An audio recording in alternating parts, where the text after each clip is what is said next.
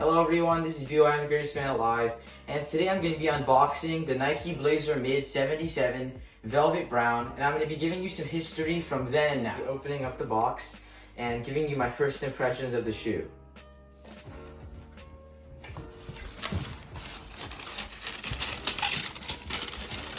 Wow, that's nice. Yeah.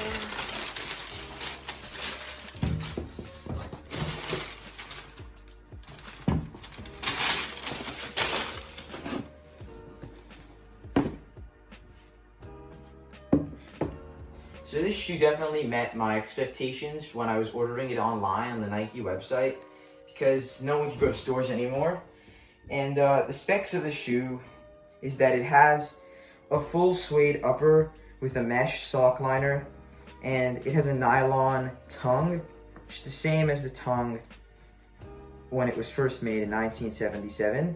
And the Jordan 1, which came a few years after this, maybe 10 years, has a similar tongue as well. The shoes have a full gum outsole and midsole, and the first player to wear these in the NBA was actually George Gervin, and they were Nike's first shoe that was worn by any player in the NBA, and it's really kick-started their whole franchise. And now in the NBA, it seems like most players wear Nikes. There are some features that you can actually see in the shoe that actually points to how it used to be a basketball shoe. You can see this raised portion of leather and suede over here, which must have helped with lateral support, and if you would tilt your foot sideways and dragged, it would give you some extra durability. And the same goes for the toe box, which has an extra leather pad over there. And there are some vents in the leather as well. And since this is a leather shoe, Nike does not want you to get too hot and sweat, even though it would be pretty sweaty. As you can see, these shoes are very similar to the Van Highs, and this is because they came out at around the same time, where the Van Highs came out in 1976 and these came out in 1977. Another feature I noticed is this unfinished foam peeking out of this tongue, and this adds a lot of character to the shoe, and it ties into the gum outsole very nicely. These shoes definitely evolved over time, and they even made an SB version for skateboarders in 2005 with Lance Mountain, one of the famous skaters. The one thing that did not evolve, however, is the price point of the shoe, because it actually stayed at $100, and I even got these on sale for $56 on Nike. So that was a pretty big steal. How well the stitching blends in with the actual shoe itself, and how it's kind of muted and minimalistic a little bit compared to the other shoes that I have, which contrast the colors a lot more than this. And it actually looks kind of good. It looks pretty good with this shoe because it makes it all nice and uniform and matches everything well together.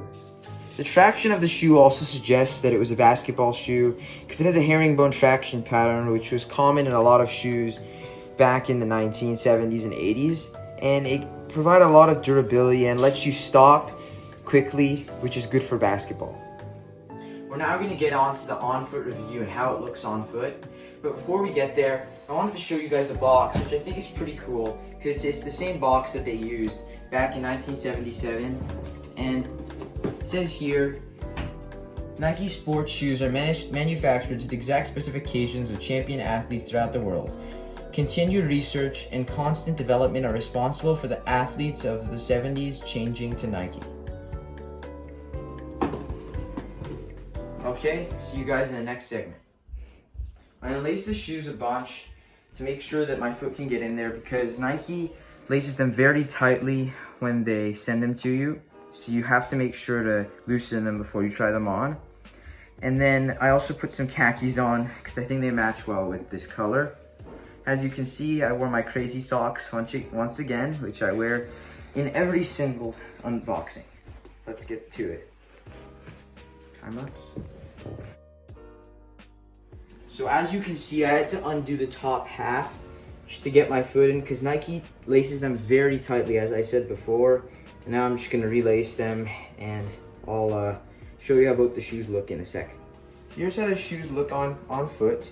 I cuffed the pants a little bit so you could see, but pants are a little long. Pretty cool. You can see that orange Nike check with the Nike words right there. They're nice, actually.